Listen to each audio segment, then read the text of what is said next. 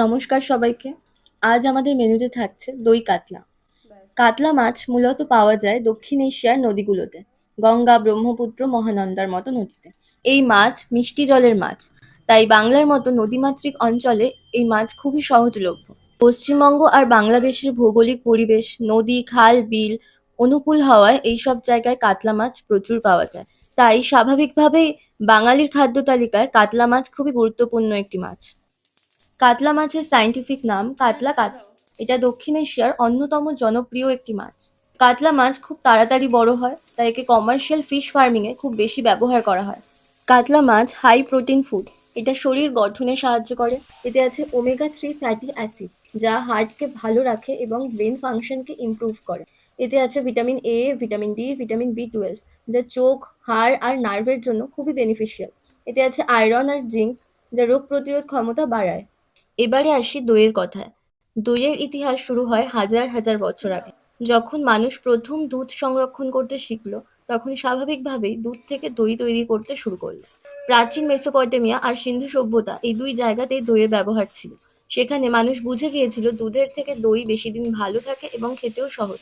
তখন থেকেই দই ব্যবহারের শুরু। ইন্ডিয়াতে দই শুধু খাবার নয়, এটা আমাদের সংস্কৃতির অংশ। আয়ুর্বেদে দইকে বলা হয় পাচন শক্তি বাড়ানোর খাদ্য। প্রাচীনকালে মানুষ দই ব্যবহার করত শরীরকে ঠান্ডা রাখতে, হজম ক্ষমতা ভালো করতে আর খাবারের স্বাদ বাড়াতে। দই তৈরি হয় দুধের ফার্মেন্টেশন প্রসেস থেকে। এতে ব্যবহার করা হয় গুড ব্যাকটেরিয়া ল্যাক্টোব্যাসিলাস। এই ব্যাকটেরিয়া আমাদের শরীরের জন্য খুবই বেনিফিশিয়াল। দইতে থাকে প্রোবায়োটিক, যা হজম শক্তি বাড়ায় এবং গাট হেলথকে ইমপ্রুভ করে। এতে থাকে ক্যালসিয়াম, যা হাড়কে মজবুত করে। থাকে প্রোটিন, যা মাসেল বিল্ডিং এ হেল্প করে। দই শরীরকে ঠান্ডা রাখে। গরমকালে দইয়ের উপকারিতা খুবই বেশি। বাঙালির জীবনে মাছ আর দই দুটোই খুব গুরুত্বপূর্ণ। বিয়ে, পুজো, অনুষ্ঠান সব জায়গায় এই দুটোর ব্যবহার আছে। তাই দই কাতলা শুধু একটা খাবার নয়, এটা আমাদের ট্রেডিশন, হেলথ আর টেস্টের মেলবন্ধন। চলুন এবার জেনে নিই দই কাতলা রান্নার প্রসেস। প্রথমে কাতলা মাছ ভালো করে ধুয়ে লবণ ও হলুদ মাখিয়ে তেল গরম করে হালকা করে ভেজে তুলে রাখবো। এরপর তেলে দিয়ে দেবো শুকনো লঙ্কা, তেজপাতা ও গোটা জিরে ফোড়ন। ফোড়ন গরম হলেই দিয়ে দেবো কুচিয়ে রাখা পেঁয়াজ। পেঁয়াজ লাল হয়ে এলে দিয়ে দেবো পেঁয়াজ, আদা এবং রসুনের পেস্ট। এরপর দিয়ে দেবো পরিমাণ মতো লবণ, হলুদ আর লঙ্কা গুঁড়ো। 2 মিনিট নাড়াচাড়া করে দিয়ে দেবো চালমগজ বাটা। এরপর সমস্ত মশলা ভালোভাবে কষিয়ে গ্যাসের ফ্লেম লো করে দিয়ে দেবো ফেটিয়ে রাখা টক দই। টক দই দেওয়ার সময় গ্যাসের ফ্লেম অবশ্যই লো রাখতে হবে, না হলে টক দই কেটে যেতে পারে। পরিমাণ মতো জল দিয়ে ভালো করে নাড়াচাড়া করে 5 মিনিটের জন্য ঢেকে দেবো। 5 মিনিট পর ভাজা মাছগুলোকে গ্রেভিতে দিয়ে ফুটিয়ে নেব। রান্না শেষে দিয়ে দেবো সামান্য গরম মশলা। ব্যাস, আমাদের দই কাতলা রেডি। আজকের ভিডিও এইটুকুই। ভিডিওটি ভালো লাগলে লাইক, কমেন্ট এবং সাবস্ক্রাইব করুন। সবাই ভালো থাকবেন, সুস্থ থাকবেন। টাটা।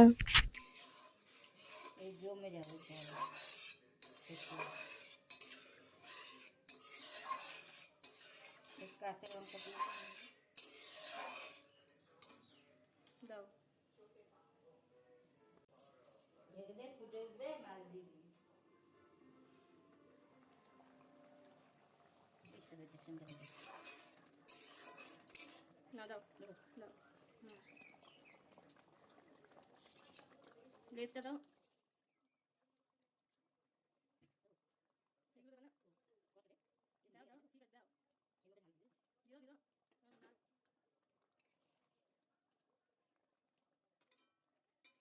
নুন ফুন দিয়েছো তো ঠিক করে নুন ফুন ঠিক আছে উল্টাও মাছগুলো উল্টা লাগবে না, ডুবাই দিলেই হয়। তলায় মাছগুলো তো গোল গলে যাবে।